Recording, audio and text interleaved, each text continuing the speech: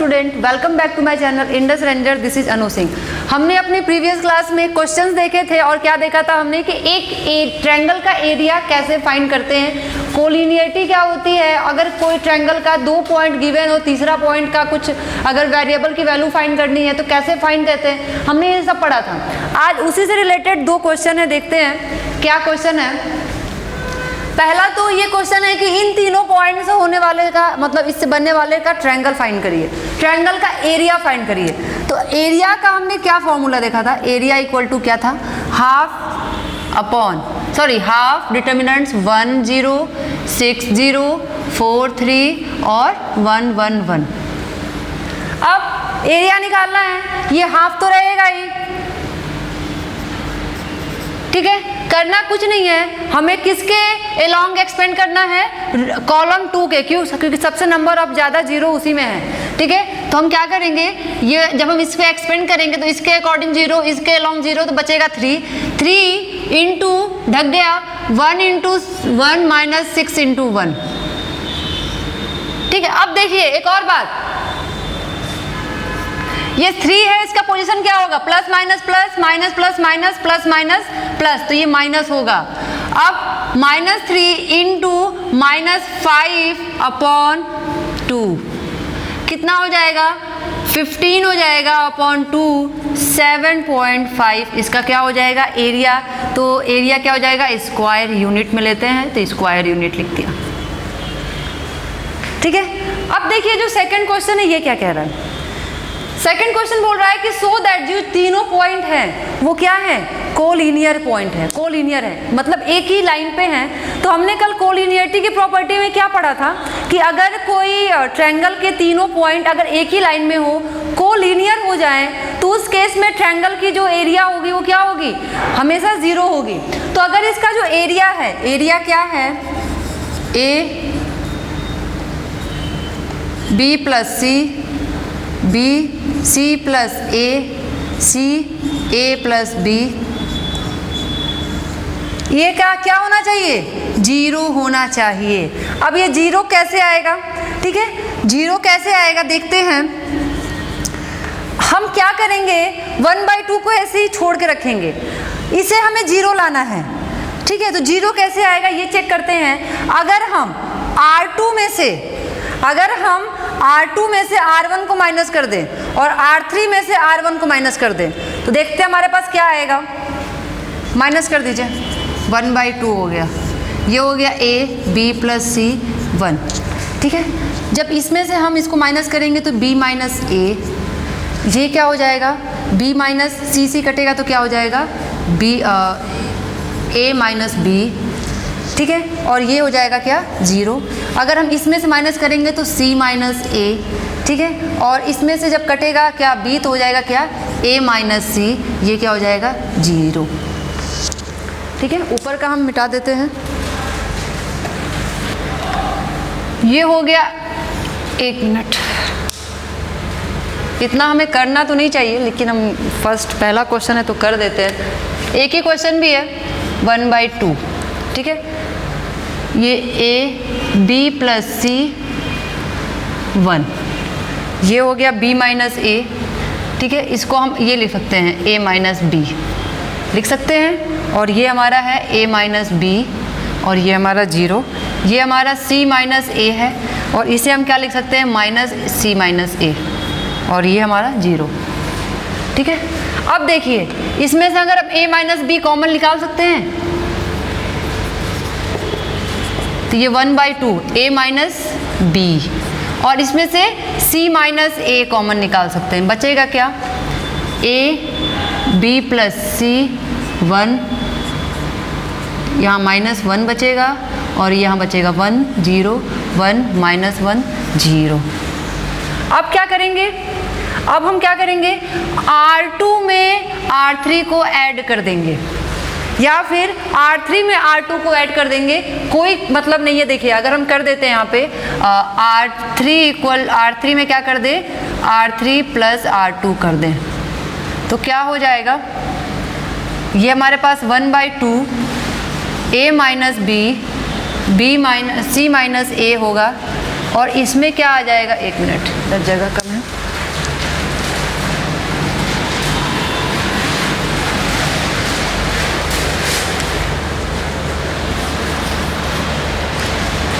1/2 a minus B C minus A, जब हम add करेंगे R3 में तो क्या हो जाएगा, ये तो ऐसे ही रहेगा और ये क्या हो जाएगा 0 0 0 हो जाएगा। अब ये बताइए अगर हम रो 3 के अलॉन्ग एक्सपेंड कर दे तो क्या हो जाएगा, ये पूरी वैल्यू क्या आ जाएगी 0 आ जाएगी। तो अब क्या हो गया, हमारा एरिया क्या आ गया 0 आ गया, एरिया हमारा 0 आ गया। दैट मीन्स कि हमारा क्या था, ये कोलिनियर था, हमारे पॉइंट क्या थे कोलिनियर थे, एक ही लाइन पे थे, इसलिए एरिया क्या आ गया 0 आ गया। एक क्वेश्चन और देखेंगे कि ये आपका एग्जाम्पल है जिसमें आपको हम 2 क्वेश्चन एक साथ समझा देंगे, अलग अलग नहीं बताना पड़ेगा कि 2 पॉइंट से होने वाले लाइन का इक्वेशन क्या होगा और किसी अगर ट्रायंगल का 2 पॉइंट गिवन है तीसरा पॉइंट कैसे फाइंड करेंगे ये देखेंगे। ठीक है, देखिए ये क्वेश्चन है, इस क्वेश्चन में दोनों चीज कवर किया गया। पहला तो ये कि बोल रहा है कि अगर ए और बी से कोई लाइन पास कर रही है तो उसका इक्वेशन क्या होगा, और दूसरा ये क्वेश्चन है कि अगर 3 पॉइंट है ट्रायंगल के तो इस के की वैल्यू कैसे फाइंड करेंगे। तो फर्स्ट देख लेते हैं। तो हमने क्या बताया था कि अगर 2 पॉइंट के बीच का इक्वेशन फाइंड करना हो गिवन हो और वो, तो उस केस में हम एक पॉइंट मान लेते हैं, let P be a point x y, P on line A B. तो इस केस में एरिया क्या होगा, अगर तीनों पॉइंट एक ही लाइन पे हैं तो एरिया क्या होगा, डेफिनेट सी बात है 0 होगा। तो अगर हम बात करें तो 3 पॉइंट हो गया 1/2, ठीक है यहाँ पे लिख लेते हैं, area equal to 1/2 1 3 0 0 x y 1 1 1। ठीक है, ये क्या हो जाएगा 0 हो जाएगा। ठीक है, अब ये 2 का मल्टीप्लाई हो जाएगा 0 हो जाएगा, बचा क्या 1 3 1 0 0 1 x y 1 बचा।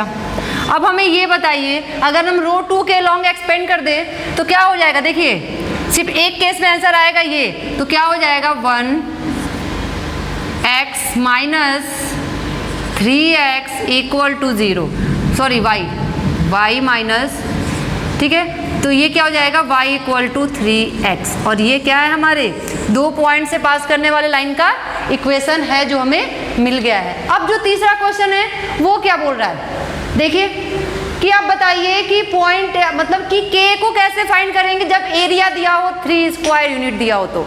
ठीक है, तो एरिया फाइंड करते हैं, एक काम करते हैं इसको थोड़ा इधर शिफ्ट कर देते हैं, 1/2 equal to 1 3 1 0 0 1 x y 1 equal to area. ठीक है, 1 3 1 0 0 1 x y 1 इक्वल टू 0 और y minus 3x y equal to 3x। ठीक है, अब देखिए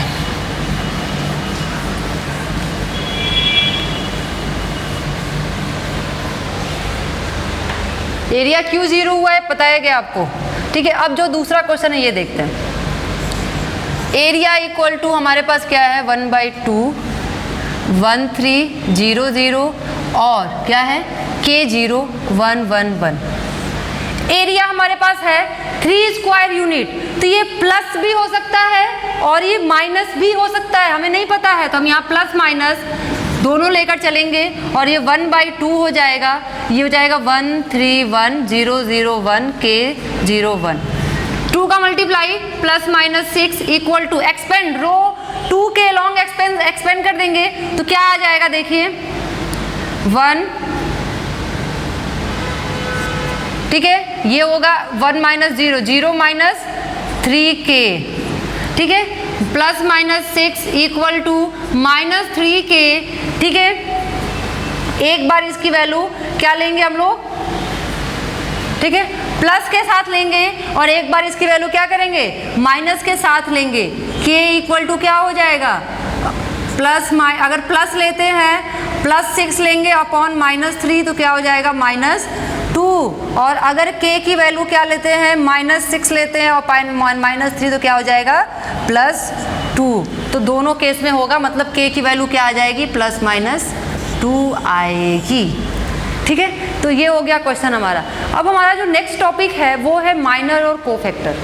ठीक है, माइनर और कोफैक्टर बहुत ही इंपॉर्टेंट एक पार्ट है इस चैप्टर का, क्योंकि उसको फाइंड करेंगे तभी हमें पता चलेगा कि मतलब उसको फाइंड करने से हमें इन्वर्स कैसे फाइंड करते हैं ये भी पता चल जाता है। तो देखते हैं माइनर और कोफैक्टर होता क्या है, तो आप लोग इसे लिख लीजिए।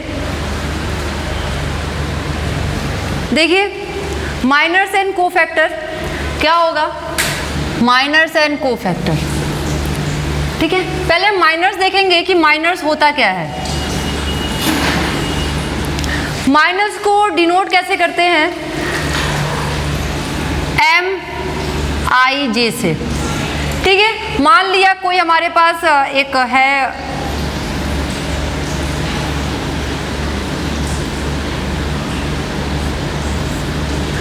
डिटर्मिनेंट 1 2 3 4 5 6 7 8 9 है। ठीक है, अब एक बात याद रखिएगा, जितने एलिमेंट होते हैं उतने माइनर होते हैं, जितने एलिमेंट होते हैं उतने माइनर होते हैं। मान लीजिए कि अगर हम इसकी बात करें तो ये किस प्लेस पे है, 1 1 A11, तो क्या हो जाएगा M11। ठीक है, तो क्या होगा, इसको ढकेंगे इसको ढकेंगे, क्या हो जाएगा 5 6 8 9। ठीक है, अगर M12 निकाले तो क्या हो जाएगा 4 6 7 9। अगर M13 निकाले तो क्या हो जाएगा 4 5 7 8। इसी तरह करते करते कितने एलिमेंट हैं हमारे, 9 एलिमेंट है, तो 9 क्या निकलेगा हमारा, माइनर निकलेगा। अगर पूछे कि 6 एलिमेंट का माइनर बताइए, 6 एलिमेंट का क्या बताइए माइनर, तो 6 किस प्लेस पे है, 1 2 3 4 5 6 किस प्लेस पे है 6, मतलब कि 2 3 तो है, तो M23 क्या हो जाएगा 1 2 7 8 हो जाएगा। अगर कोई पूछे 8 वाला बताइए, 8 प्लेस पे जो है, तो 1 2 3 4 5 6 7 8, मतलब क्या M32 पे क्या हो जाएगा 1 3 4 6 हो जाएगा। तो इस तरह माइनर निकलता है। ठीक है, तो ऐसा नहीं है कि बहुत ही हार्ड है। तो हमने क्या देखा कि माइनर कितने होते हैं, जितने एलिमेंट उतने माइनर होते हैं। इसको सॉल्व भी कर सकते हैं। सॉल्व कैसे करेंगे, 8 - 14 कितना हो जाएगा 6। इसको 6 - 12 कितना हो जाएगा -6।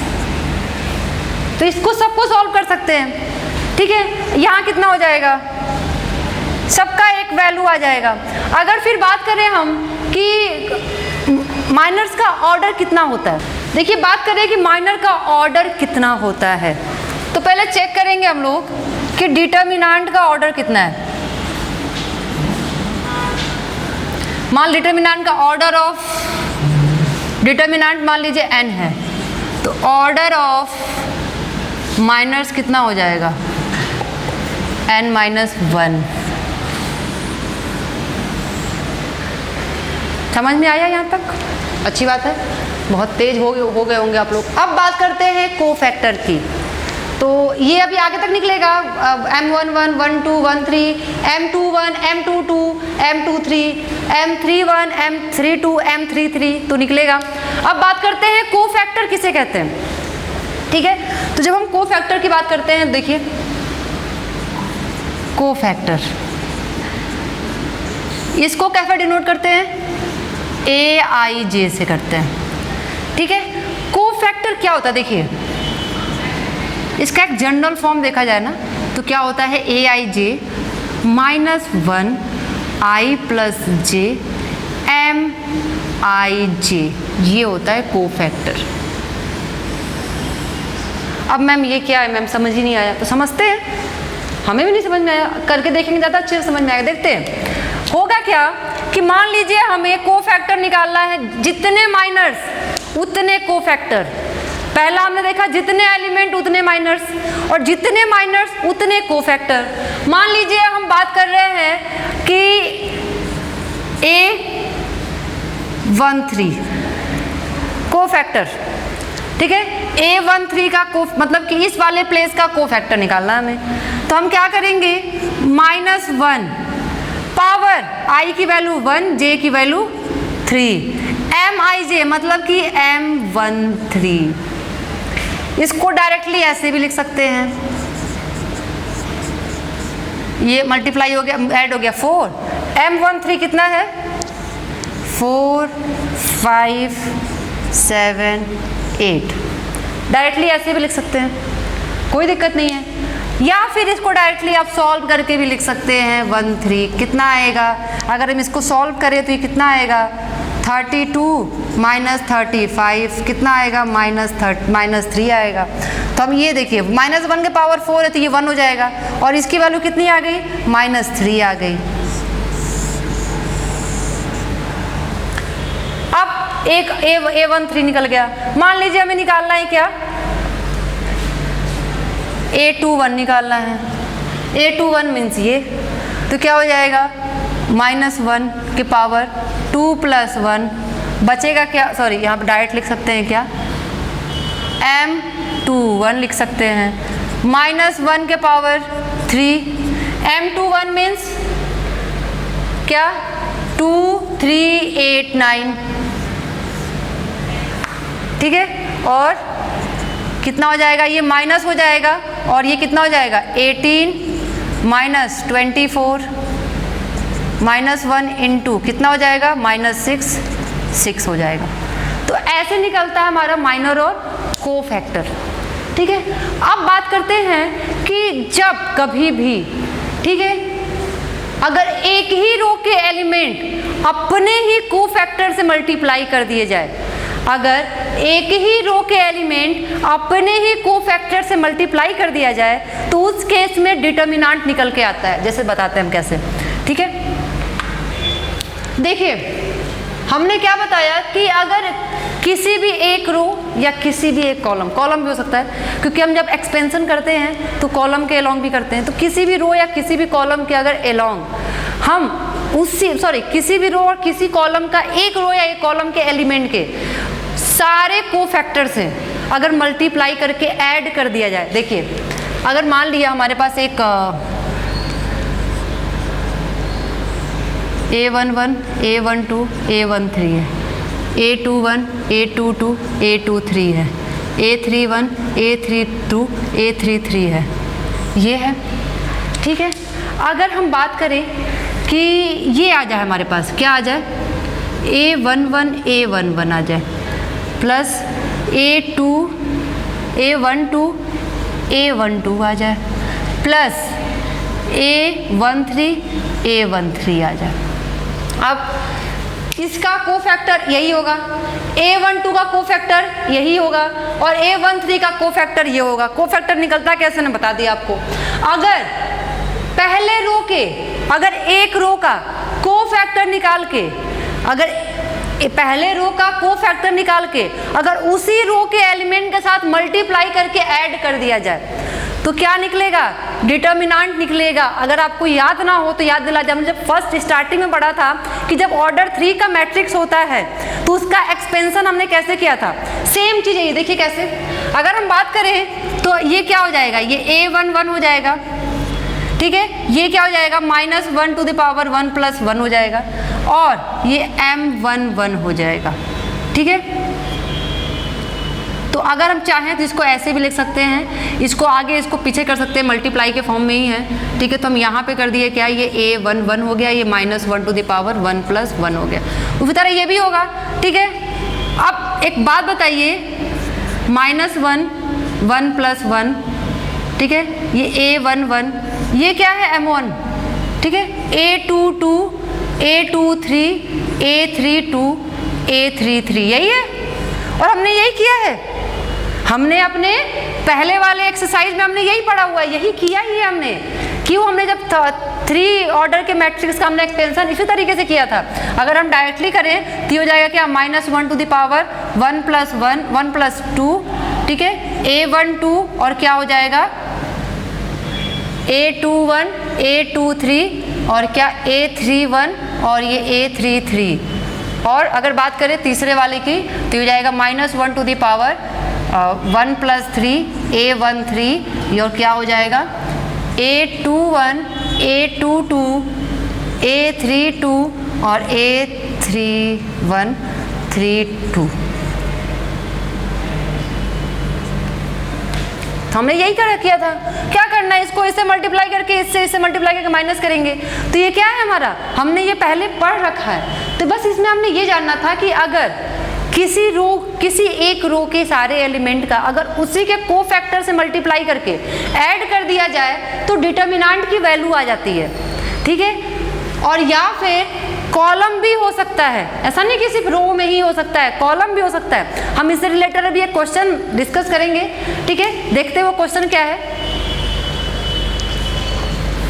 देखिए, हमने अभी माइनर और कोफैक्टर निकालना देखा किसका, जिसका 3 ऑर्डर था। अगर 2 ऑर्डर होगा तब कैसे निकलेगा, ये भी देख लेते हैं। ये क्वेश्चन है आप लोगों के बुक में। तो 2 ऑर्डर में अगर माइनर बात करें तो ये M11 होगा,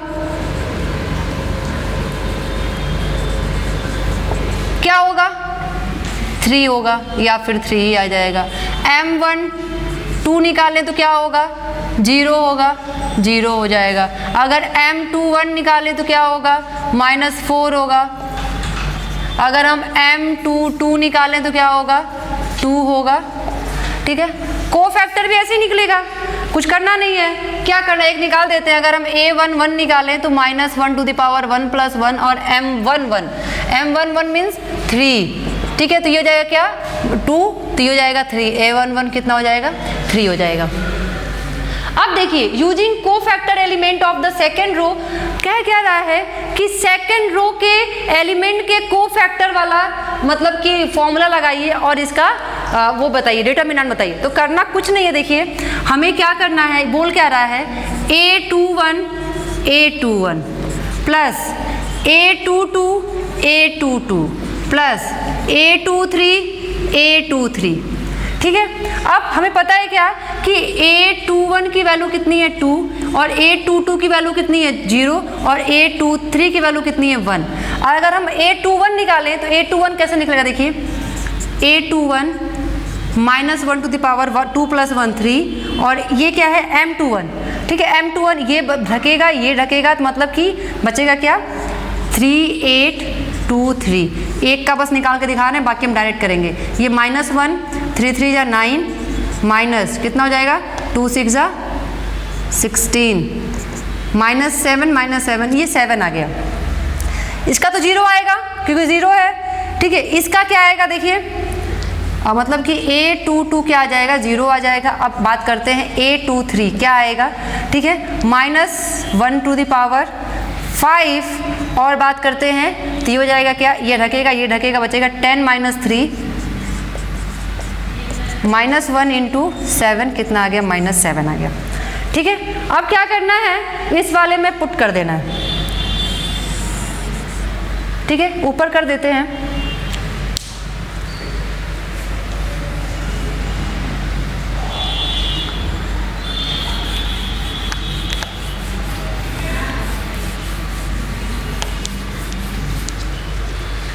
देखिए इस वाले में पुट कर देना है। तो A21 की वैल्यू क्या है 2 × क्या है और 8 का मतलब कोफैक्टर की वैल्यू क्या है 7 प्लस 0 प्लस 1 × -7 14 -7 = 7 क्या आ गया, इसका डिटर्मिनेंट की वैल्यू आ गई।